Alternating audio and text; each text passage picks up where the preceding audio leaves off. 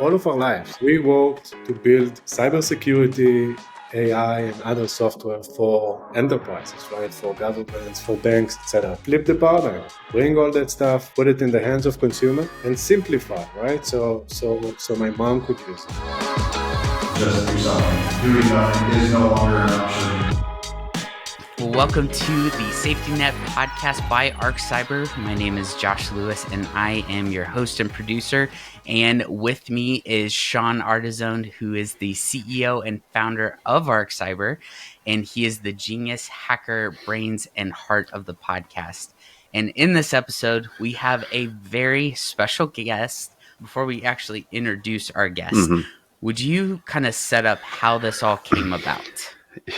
Yeah. This is pretty exciting, especially for me, because I've been a fan of this specific piece of technology since before the technology even had the name that it has today, the brand that it has today. And so I've been using, it's kind of an obfuscation platform, right? And what it gave me the ability to do a long time ago, early on in its original. And this platform has evolved and has become so much more than what I originally used it for. And so I didn't like the fact that when I signed up for things, I had to give out an email address. And there was this little browser extension that you could go and install, and it was called Blur. And what Blur gave you the ability to do was create a masked password, so that if you signed up for, Walmart.com or Target or whatever, any place that you went to sign up for something, they owned a handful of domains, and you could just create basically a throwaway email address. So if in the event of a breach or a compromise of that particular vendor's platform, your email was, you would only lose one email. It would be that throwaway. And so then I discovered in kind of being in that environment and understanding, like learning how to use these email addresses properly, instead of just letting it just randomly generate characters for me, which, I mean, it does that fantastically. I would actually assign it my nickname and the place, the location that I had used this email. So I didn't have to guess where this essentially throwaway email was compromised. And so I just kept using it. I noticed they had a password management feature, and I was like, oh, this is pretty cool. Well, I was a little concerned, like, okay, I don't really know this, company. Are they a bunch of hackers? Are they, am I going to dump my passwords in? Because at the time, its visibility wasn't as large as it is now. And so I was like, okay, I'll use it as a password manager. And then I started looking into it. I'm like, oh, they have a one-way hash. Oh, so if I don't know my backup codes, or I don't know my password, I'm not getting in. Everything's gone. Everything's wiped. And so, and actually it happened to me one time where I forgot my master password and I didn't have my backup codes, and I had to start my entire database over again. So I was like, okay, this is actually valid. It works the way it's advertised. And so I had been a fan of that platform. And I just started noticing more and more masked credit card capabilities, masked phone number capabilities, masked address capabilities, so many different things that the thing, the platform was using. And I was like, I just would start telling people, well, then Blur DNT was like, do not track. And then one day I get this neat email that says, we're now IronVest. And I was like, IronVest, that's a cool name. Like, oh, cool. And then I started noticing the whole branding and the whole user experience just transformed. And I have this gorgeous dashboard, and like I can see things differently. And I'm like, this is really cool. And then it went through another iteration. And so as ArkCybr's mission came about, I had been telling people over and over, you got to go check out IronVest. They do, and I would explain to them the email capabilities, the password capabilities, and all the other features that come with this platform. And then one day, you and we posted on a LinkedIn message about password managers, about the Chrome browser extension hackability, and why it's a terrible idea to store your passwords in browsers, period. And then we got a comment. From IronVest, and I was like, whoa, hey, this is like somebody real from IronVest commented. And then through an email, a few emails, I got an actual email from our guest, and it was like, hey, this is Kfir, and I have, if you have questions, if you have this, I gave away his name, and I was trying to do it real quietly, real soft. But yeah, and it was just like, oh my gosh, like I'm actually talking to a person that like knows and is at the top levels of this company. And I was just like blown away that they even cared about my opinion. And so we just had a dialogue back and forth about some features and some things that like, man, I would love to see this and love to see that. And I was just so moved by the conversation. I was like, naturally, we have to have him on the podcast. And so here we are today. I'd love to introduce our guest, Kfir Yeshayahu from IronVest. Thank you, guys. No, it's all my pleasure, right? And Sean, I love the conversation we had quickly about your feedback and your comments. Very welcome. You should know that we have a fantastic support team at IronVest that reads 100% of the emails from users.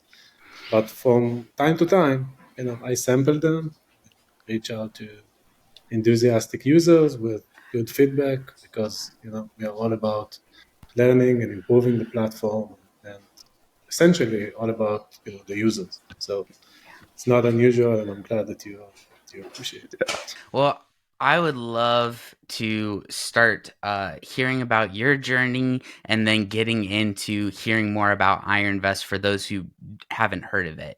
So you have a long history in the tech and data world from MIT, Israeli intelligence, Intel. You've worked at Microsoft, AWS, like spill all the secrets. Right. It's like, wow, like you definitely have experience in multiple different realms. And what take me back, what got you interested in technology?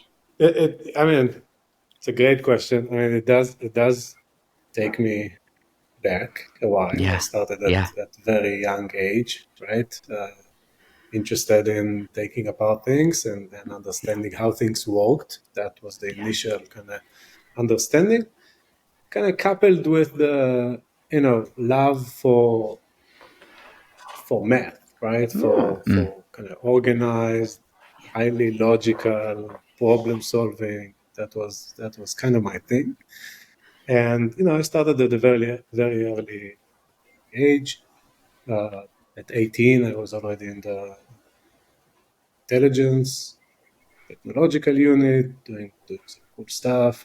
And over time, what really kind of kept me going in technology is that, you start from just caring about, like, wanting to know how things work and liking math and computers and all that. And over time, you understand the impact also of technology. Back in the intelligence forces, I could, make a real impact for good, right? And then after that, in companies like Microsoft, part of the team building Windows 8. I don't know if it's That's doing great. good to humanity building Windows 8 or not, but Sure, that's debatable. But that's for a different episode, probably. So anyway, you kind of understand that technology has real power to make impact. Yeah. People care about it. It helps people, right? It can do things in the world, and that kind of get me into deeper into the product side, and over the fence to the business and commercial side. Entrepreneurship was very exciting, and kind of get the blood flowing and the interest picked, etc. So I went back and forth between small companies and entrepreneurship adventures, all the way to companies like Amazon. I was with AWS at the peak of the cloud, right? Before everyone talked about AI and Web3, right? The cloud was the thing. So it was, being there was like being in the heart of the happening in the technology world. And obviously MIT was like amazing experience, learning from professors that I literally knew from acronyms in technology, like RSA, right? Yeah. So now R is your professor. Wow. So that was all very empowering experiences that kind of brought me into this place where I can understand technology, I can continue be a builder right? Yeah. But also kind of work on the distribution of the technology and kind of closer to the user, closer to the value and the impact. And this is really where I really like to be. So That's awesome. glad that this is where it took me. You said something, and it was about people loving and using technology. And the whole point of our ArkCybr podcast is we're not anti-technology. We want people to be able to use it, and we want them to be able to use it safely and responsibly, and to not be overwhelmed by all the dangers and the criminals and the things that are out there on the internet lurking and waiting to just rob people of the joy that technology can present. And so, for you to say that as part of your just focused and, trajectory is incredible. It's kind of, a like-mindedness that we all share. We want people to embrace technology and to use it and to have a great experience with it, not to have to deal with the scammers and the criminals and the, just the dark side of the, the web connected world. So, yeah. And I do love how, one of the things you recognized and sounds like still love is the impact for good. Like that's something. Impact was a word you kept using. And when there's more people that are trying to make a positive impact with technology online, all those different things, I think it's just going to make everybody's experience safer and more enjoyable for sure.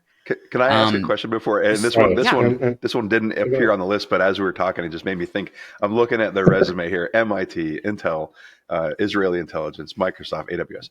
What's the coolest thing you either helped create or invent? And if you say Windows 8, if you can talk about it.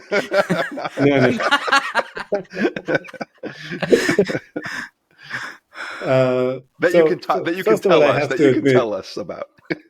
Exactly. I was going to say, some cool things are, better staying silent. But look, there's a lot of those, right? When you go to a big company, when you're in the heart of AWS or Microsoft or Intel, you're mostly, excited about the distribution, right? How many people it touches, right? I built a couple, I didn't build myself, but I helped, as much as I could to build a couple products in AWS. And there's, literally, thousands and tens of thousands of builders using them, developers using them to build services and products that span millions and sometimes billions, right? We had a customer that you could imagine. So the sheer size and distribution and impact, as you said, John, is exciting, right? Like I feel that the one thing I touched is touching so many people across the globe.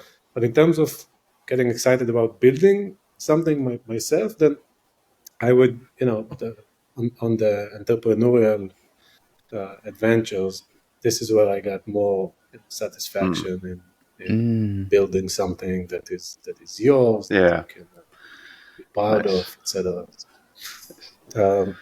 Specifically, I was, before IronVest, I worked with a company called Veritone out of Southern California, managed the whole, product aspect of the company. It wasn't a small company, right? It was NASDAQ listed public company, so already pretty much out there in the market, pure play artificial intelligence.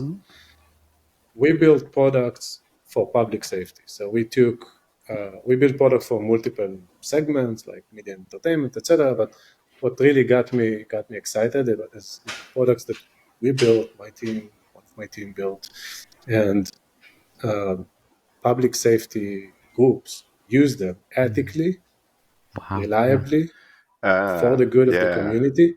And we used to get, feedback from real people, real, public safety officers and cops in the field saying, look, we just caught, someone who's hurting the community, right? Wow. And they gave us examples and they came back to us with feedback, and that was very satisfying, building a product like that from the ground up, employing the latest and greatest technology and do things that they couldn't imagine possible until we kind of work together to bring this to fruition.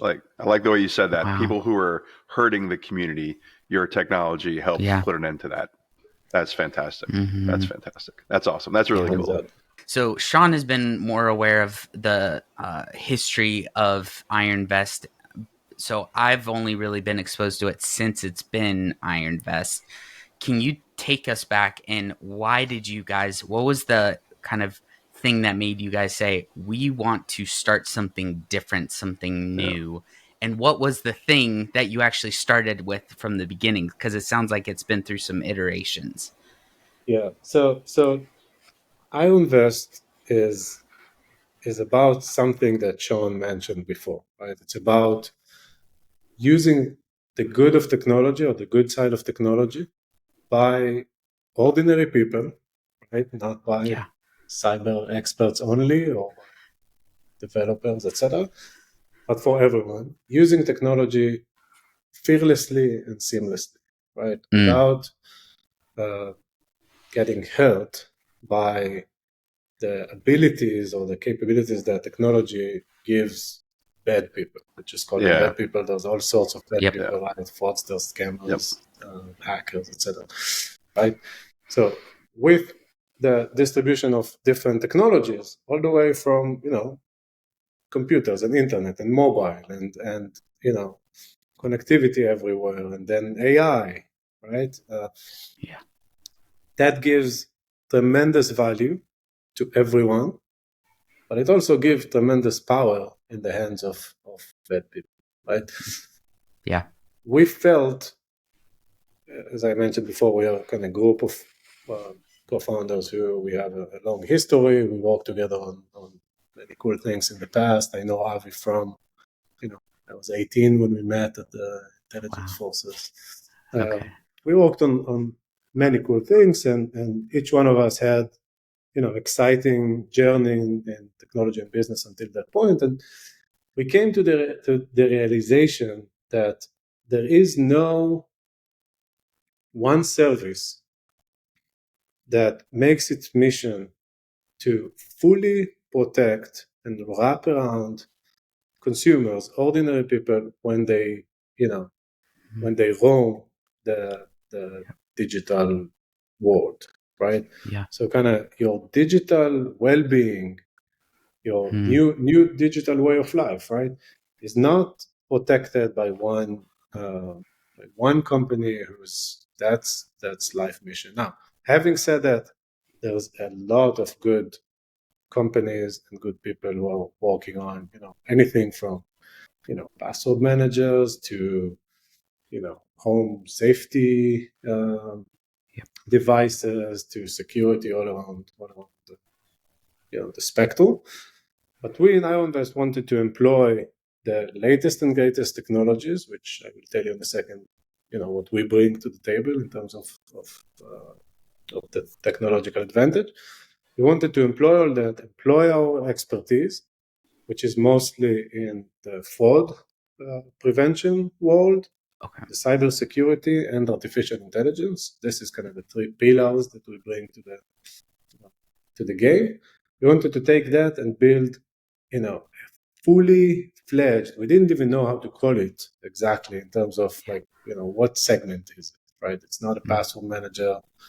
It's not maybe a digital life protection, but there wasn't really a segment. So, we went out, and this is just a story, between us. We went out and raised money with investors, and, you have to call yourself, if you put yourself in a bucket. So what's the bucket, right? We wanted to basically invent this, antiviruses did it before, but that was the 90s, right? Now it's not about protecting a device from a malware. It's about protecting everything you do online.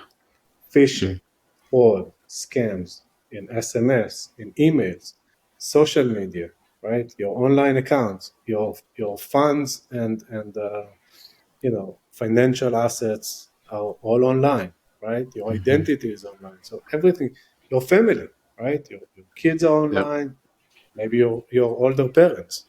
You want to be able to roam free in the digital world, like walking in a safe neighborhood, right? It's not a safe neighborhood today out there. Right. You can maybe hire a few bodyguards to walk next to you, right, in a bad neighborhood, but we wanted to make it easy to walk in the neighborhood. So that was kind of the genesis of IronVest. I will say, as a side note, Avi, my partner and co-founder, he founded a company called BioCatch. Okay. BioCatch is a world leader in behavioral biometrics, basically, protecting, I would say, almost any bank you can name in terms of Wow. being deployed in the online services and able to catch fraudsters trying to kind of hack accounts and commit scams and fraud, right? He founded this company, and now it's a unicorn plus, and it's a big company, very well established. And this is a story, right? That the person who founded this company, one day there was some article somewhere, and the same day that the article was published, boom, SIM swapped, right? Avi was SIM swapped, access to his bank account. Someone knew that was activity in the bank account, without getting too much into details. And same day, right? Unbelievable. Luckily, he's also Israeli, living in the US, so he had some cross geography, so he could save some of the accounts because he had more than one phone number. But long story short, no one's protected, right? There's so many different scams and hacks that people could do, and then that was part of the kind of trigger to say we want to go after that. By going after that, when we started, we don't really know. Okay, so password manager for sure is one thing, right? But what's next? So we went, and one of the first things that we built in IronVest is a totally new service that can virtualize your phone number, receive SMS codes into a virtual phone number, and then only reveal them after you're biometrically authenticated by IronVest, right? And the result is that someone SIM swapped your phone number. Guess what? They have no access. They can't do anything, right? They can't empty your bank account. So we went out and we had this idea. We wrote a patent and we built it, right? But that became, one out of 20 features in the product. And the idea was really to expand to more and more and more services that holistically protect you online, right? I'll talk about it more in the, as we go, if you guys want, but there are more services that we're planning to add around phishing and even around cryptocurrency and around financial asset protection. And, we're not there yet in terms of protecting everything you do online, but this is where we're going, right? This is our vision and mission. So for people who aren't familiar with a SIM swap attack, essentially what has to happen is someone has to be a part of an organization that has the ability to clone a SIM that you are an owner of. And so whether it's through financial or extortion or whatever, your SIM is then cloned, and then they put that SIM into a device, and every text message that you receive, they receive. Every phone call that you receive, they receive. Everything that is done through the SIM, the adversary now has a clone of your device. And so if you're using your phone as your multi-factor authentication, where you receive your PIN, that they're getting the same PIN. So all they have to do is wait for that, make the login attempt. They have already compromised your password somehow. If you've saved it somewhere in a weaker password manager, or you've just saved, whatever, somehow they've compromised that, and now they're using the multi-factor authentication piece. They've got the code just at the same time you got the code. And if you ever noticed you get a code and you're not trying to log into something, you could be actually a victim of a SIM swap and not even realize it. And so it's a huge risk. And so actually, Kfir, what you're saying is you're basically now directly competing with the off device type of authentication tokens like a YubiKey and things like that. So the YubiKey, those are just multi-factor authentication token capable devices that you would carry with you. They use NFC, but this is a simplified thing. It's not one more thing to keep track of. And I think I showed it on one of the last episodes. I have it here somewhere. I have a YubiKey, but the problem that I'm running into is where do I hang on to it? How do I keep it attached to my person? Because if I'm walking around, I don't want to lose it, because now I have to have a backup key. And their recommendation is you have your primary, your backup, and a tertiary key that maybe you leave in a safe. This kind of really eliminates the need for that, because you're using an app that you're biometrically authenticated to, and you get the code, but you don't get to see the code until you've proven biometrically who you are. That's a big deal, and it reduces kind of the need. Now, I'm not saying don't get a YubiKey, because they're pretty cool, but what I am saying is this just is another incredible layer that maybe you don't have to pull something out like that. This simplifies and taking the friction out of the user experience and making their ability to just have and enjoy technology. This sounds like this simplifies that exponentially. Exactly. And as a consumer, you might be using dozens or even hundreds of different accounts and services without even keeping track and knowing about them. Some of them support different authentication mechanisms. Some of them support different recovery mechanisms, which are oftentimes what the attack vectors that fraudsters use and like the most, right? Forgot my password. I don't have a password. I forgot my password. Now I'm getting an SMS that just put in the code and we'll send you a new password or something, right? So there are so many of those, and what we are trying to do, and it's not an easy task, is to kind of cover all the bases, right? So there are authenticators and OTP codes and passwords and passwordless, right? And there's also social engineering and phishing attacks, right? So we are coming out with a beta of a phishing email phishing product soon. What about chat phishing? What do they call? What is chat phishing? Is that where somebody DMs you, drops into your DM, and crafts a very realistic looking hey, this is the admin of this platform. Your account's going to get suspended for policy violations. What's a term? Is there a term for that? I don't even know if there is a term for that. Is that still phishing? There is SMS phishing. I think it's called. But right into your DMs, if it's Instagram or Snap, we should invent the term right now on the show, because I don't think one exists. They drop into your dimishing. Dishing. They're dishing out the bad. Dishing. There you go. It's dishing. So when they slide into your DMs and they are trying to give you a realistic looking, I'm an agent for Instagram, or I'm an agent for I actually just wrote an Instagram post on this a couple nights ago.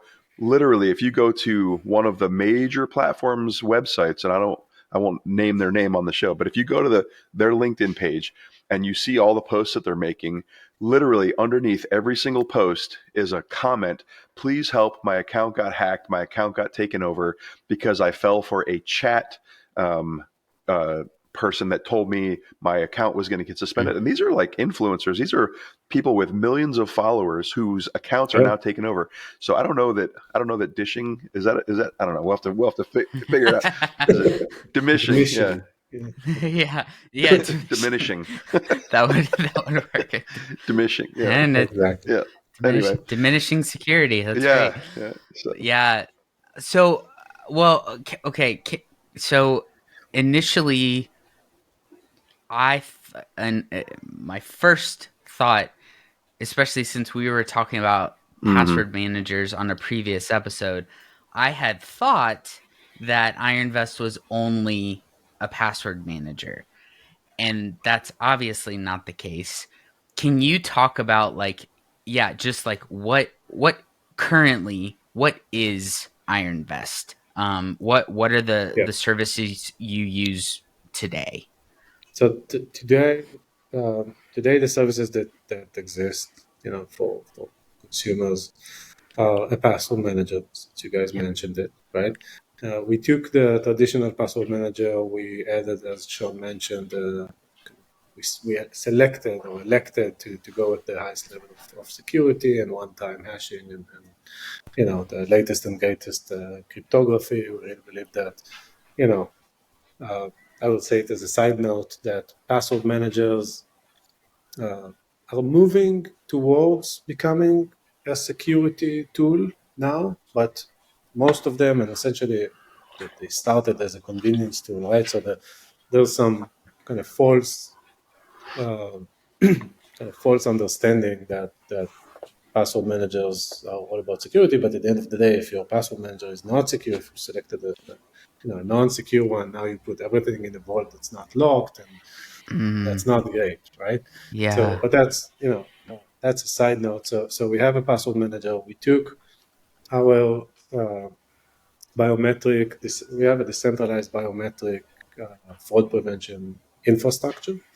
We took that and applied that to the password manager. So across devices, you can protect passwords and accounts using your biometrics. So even when someone has access to your device, or even if someone got the password to your password manager, even then, for the key accounts, for the accounts that you care about the most, they can't see them, they can't copy them, they can't autofill them, because they need to go through a quick biometric check if you select to protect those accounts. So we took the password manager and we tried to bring something new to the table in terms of user experience and the security. We have this two-factor authentication protection that I mentioned. We have a virtual phone number that you can use Right. to avoid, spam and to work internationally, etc. We have the masked or virtual emails that you can use, right? And we really promote that, and I think I mentioned it to Sean at some point. We really promote using different email or unique email addresses when you can, right? Because there's some kind of false thinking that only passwords are something that are secrets and hackers would want to get their hands on. But that's not the reality, right? Any personal identifying information is gold for scammers and hackers, right? They have your email, now they can do a phishing attack. Now they can, mimic your email to your parent and fool your parent to give something up, right? So limit the exposure of your identity to only when you need it, right? So we have a very easy to use masked email, masked identity service that's ready to go, ready to use.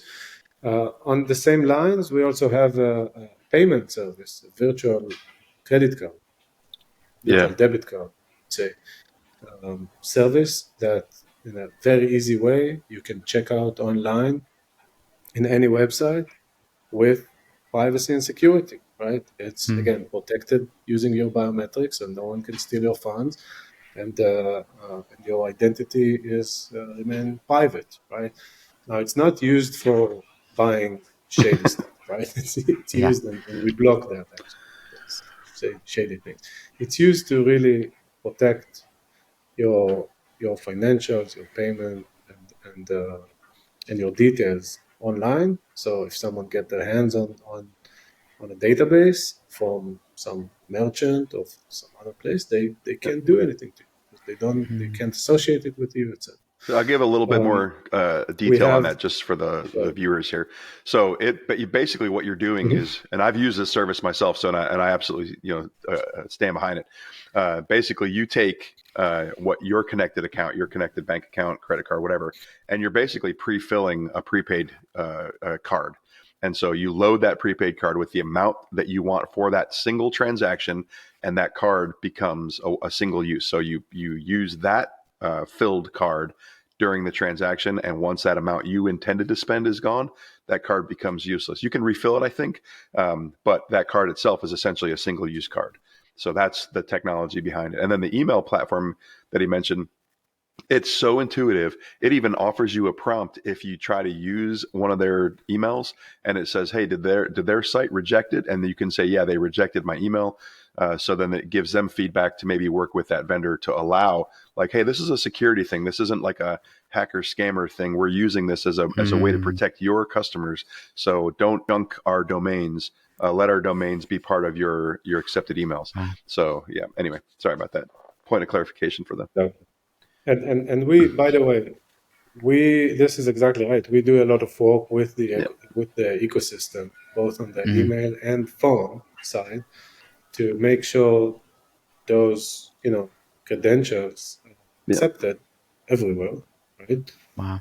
And are not falsely rejected, because they are used for good. And I think we have good results in working with the ecosystem. We understand it, and it's working well.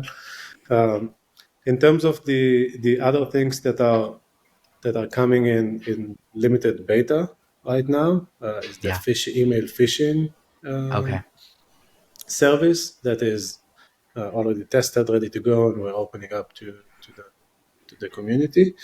A cryptocurrency wallet protection that for people who do want to invest or hold cryptocurrencies. Sometimes the level of security is not as high as we try to promote in IronVest, so we use our biometric protection infrastructure to protect the wallet. And the last feature that is coming in the next few weeks is we call it a key financial account protection, where you can bring together into one dashboard all of your financial accounts and both see all the transactions, protect all the accounts, have a good dashboard of how your key accounts are protected from all access points, right? Both the password, the biometric, the two-factor authentication, etc., all in one place. And going forward in the future, we can also do transaction monitoring and catch anything bad happening during the act. But that's not coming immediately. That's in the works. That's right interesting. now. That's almost so. There's a technology platform, Cubes. I don't know if it's. I think it's still in development. And basically, what they did was they took a bunch of virtual machines, and inside of each virtual machine, they designated, this VM is for this activity, this VM is for this activity. And for what you're describing, it sounds like that would be really amazing, because in the pay card industry, if you accept or receive credit cards, you process credit cards, things like that, you have to have a completely isolated terminal, and that terminal is essentially then whitelisted at the financial institution, and that IP address is only allowed to conduct business and traffic. And so if you have this technology, this would be huge, because then I would get my parents to put their trusted financial activity into this system, because then that IP then is whitelisted to the bank. And in the banking systems, most of them, I know for sure Chase has it, but you can say only accept transactions from this source IP. And so if we know the source IP is good, all the login credentials and things like that, that's massive. That's a huge deal, because now you just cannot access it from anywhere, and people can't get ripped off anymore. That's fantastic. Yeah, I agree with you, Sean. And let me call and raise, right? We have without getting too deep into the technology right now, because if you guys don't stop me, that's what's going to happen. We have a patented technology called authentic action that we worked a long time on, and is actually being sold and distributed to banks, unrelated to the consumer product. And that technology is doing what you said, but not at the IP level, but at the action level, done coupled with the user's biometric. So without going into the technology, imagine that you can couple an action done in the bank or any online service, but let's say it's a bank, with the actual action done on the device, all the signals in the device, pattern of life stuff. Presence of the person, of the guy, and then you did it. Good to go. No go. You didn't do it. That's blocked, incredible. right? So no go. Wow. That is what's kind of coming right now. It's used by banks, and part of the IronVest mission, as I mentioned before, is to take the experiences and the technologies that right now are only available to Government. financial institutions, enterprises, infrastructure, government, and bring it to Mm. you, right? Bring it to the consumer. Kind of flip the paradigm. Yeah. Everyone, even us, all of our lives, we worked to build cybersecurity, AI, and other software for enterprises, right? For governments, That's for brilliant. banks, etc. Flip the paradigm. Bring all that stuff, put it in the hands of Yes. consumer, and simplify, right? Yeah. So my mom could use it. So That's key. the technology, and when you mentioned it, I was like, oh yeah, straight up pattern of life technology. I have a friend who I actually met in one of my career paths. We ended up kind of presenting to academia and government leadership and industry. And when I met him, he has a wearable like a Samsung watch, and essentially he puts his technology on this watch. And now this is deployed kind of in the special operations community, but they have a way with 99.59 accuracy to verify the person who's moving across the battlefield wearing this piece of technology is who they say they are. And you can put them in a huddle of 100 people and with 99.59 accuracy identify who that is. So I was very interested in pattern of life capabilities for authentication backends to remove the friction, because if you can say with almost 100% certainty, I am who I say I am, just using my gait, my walk speed, all the variations, my heart rate, because smartwatches all have heart rate monitors and all those different types of things to remove the friction from my login experience, but yet still with high certainty authenticate me, and then just give me another second or third authentication mechanism, just to not only just put all your eggs into one basket, but give yourself okay, it is you based on pattern of life. Now put in your SIM swap pin that you've authenticated with as well. You've changed the game, and it really crippled the scammers and the hackers and the people from being able to just do anything. That's huge. That's massive. So love that. Look forward to that. Yeah. Excellent. You got it right. I hope I didn't give away stuff, but that's just Awesome. Anyway, so okay, I nerd out on that stuff. I love that stuff. That's awesome. I'm going to ask a slightly more civilian question here. So you keep talking about how IronVest is this biometric piece is pretty key to the security, right? Just in case, because I know they're like our listeners aren't techie, not necessarily techie, right? So can you just explain why biometric is such a big, like what it is and why it's a big deal? Right. So really, it's a great question, and I think the answer is biometrics is something that is extremely hard. Nothing is impossible, but extremely hard to steal from you or to phish from you, right? Yeah. And is very secure in terms of identifying you completely using the internet, right? Today we know biometrics from Face ID and different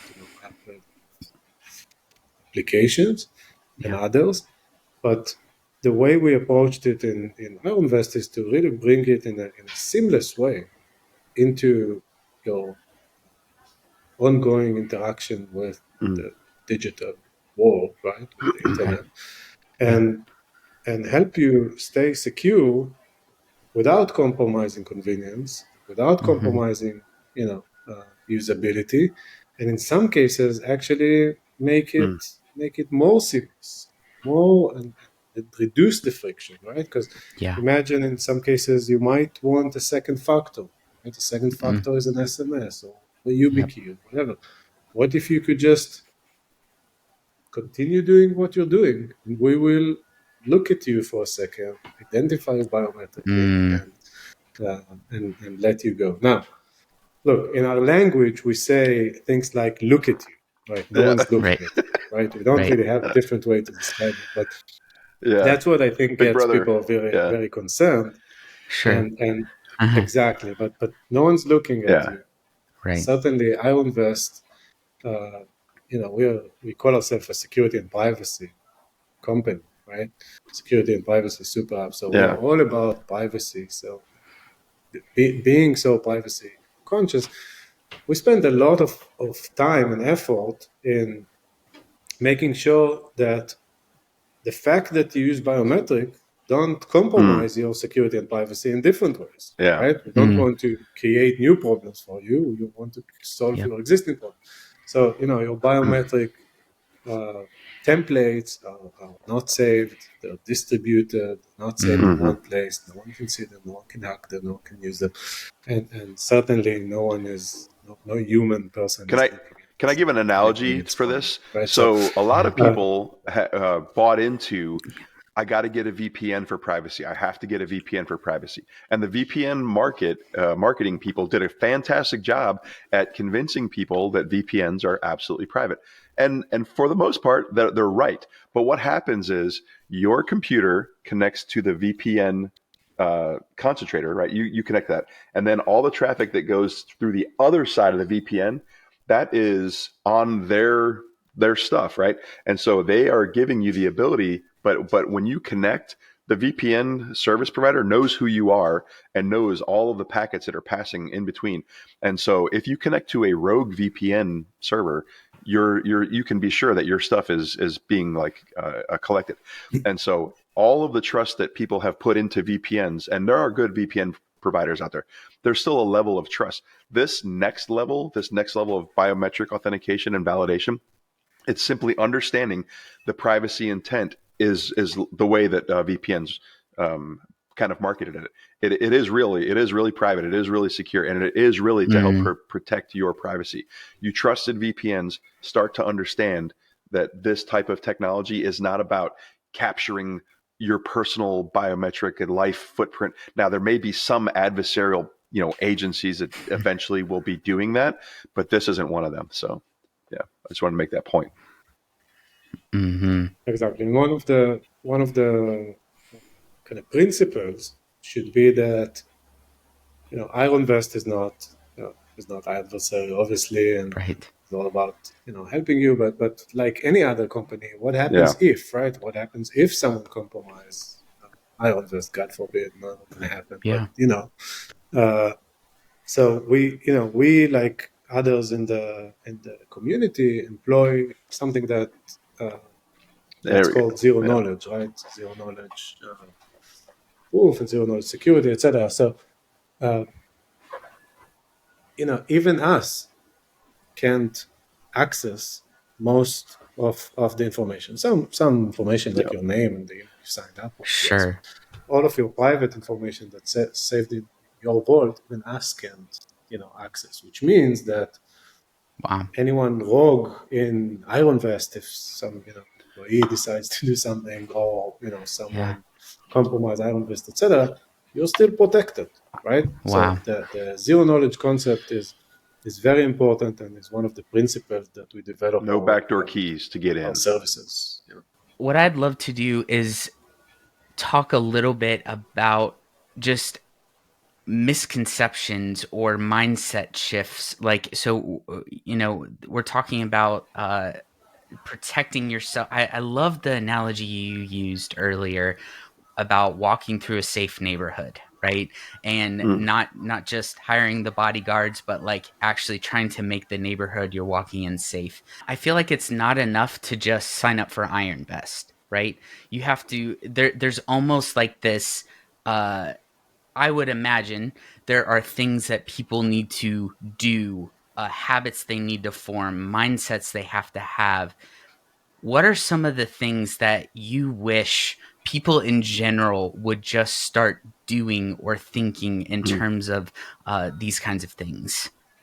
Yeah, that's a great question. So I'll try to give some points that are hopefully not trivial, right? Yeah.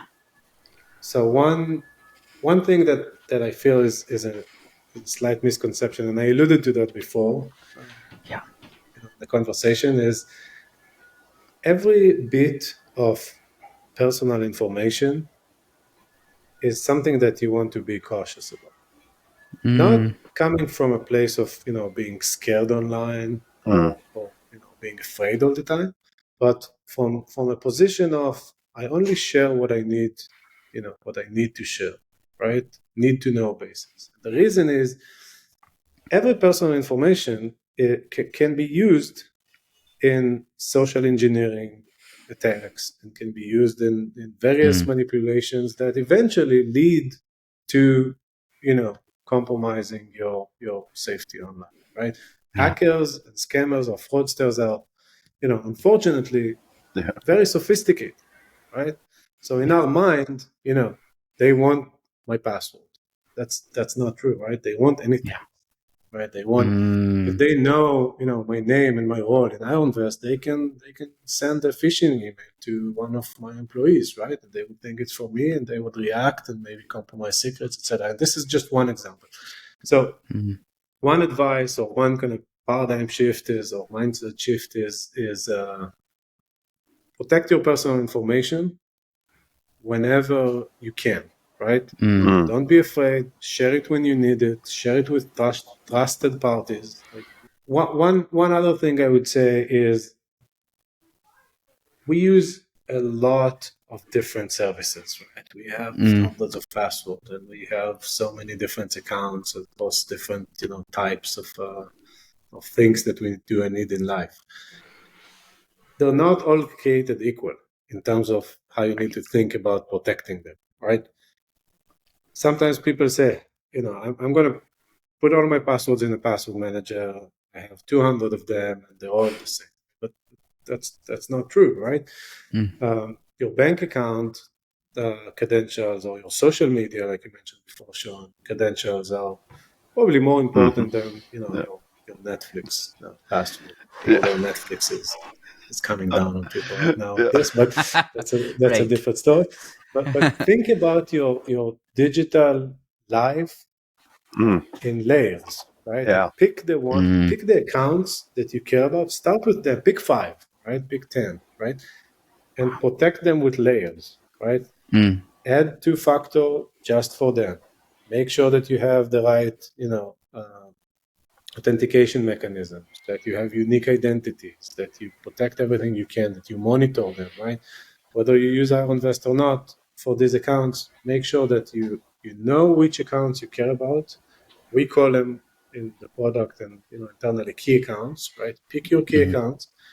You can't make all your 200 accounts your key accounts and work full time in protecting them, right? So pick the ones that you care about the most and make sure that you put them behind layers of security, and the others take more risk.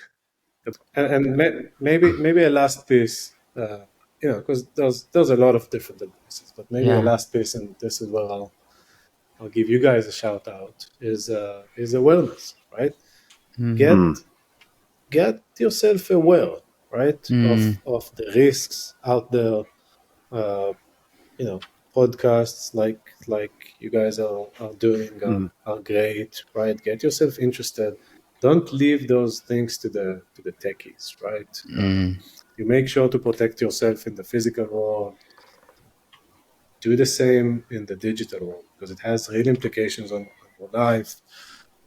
So make sure you're aware.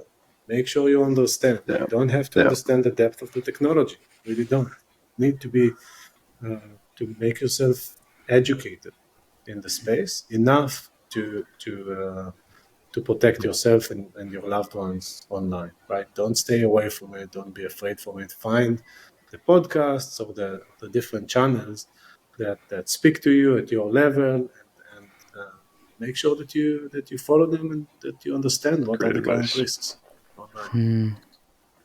That's so helpful. And I feel like those 3 things are just so easy for anyone to do. So I so appreciate how you phrase those. That's super great. All right. I'm gonna wrap us up here. Thank you so much really for sharing with us about IronVest, but also just I feel like I'm like I want to sign up for IronVest now, and I've honestly ever since our last episode, I've been like, oh man, my key accounts. There's a couple that I need to secure more.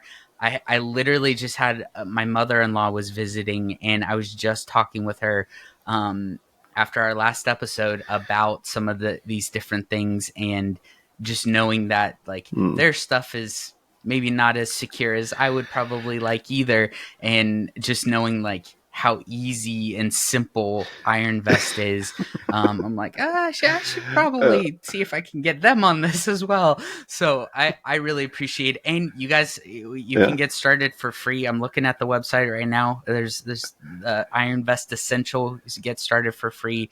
So yeah, go to ironvest.com. We'll have the links in the show notes. Thank you guys very, very much, Sean and John and Josh. And we are, we're trying to live up to this mission and vision. We are always happy to hear from from our users, from new users, to listen to feedback and to improve the product and the service, so that eventually we live up to this vision of a safe, seamless, fearless internet, digital life. It was a pleasure speaking to you. Yeah. Thank you very much for having me. Absolutely. And keep up the good work. Thank you. I'd love to get John Hammond's endorsement on IronVest. John, check them out. I know you did it for the other password management company, but check out IronVest, and I would love to hear what your thoughts are. All right. Well, thank you again. This has been eye-opening for me. I think will be super helpful for a lot of people. If you have been listening this far, thank you so much for listening. And if you would please make sure you like and subscribe and do all the things, and make sure you check out IronVest. Again, the links are in the show notes, and this is a great way to just do something.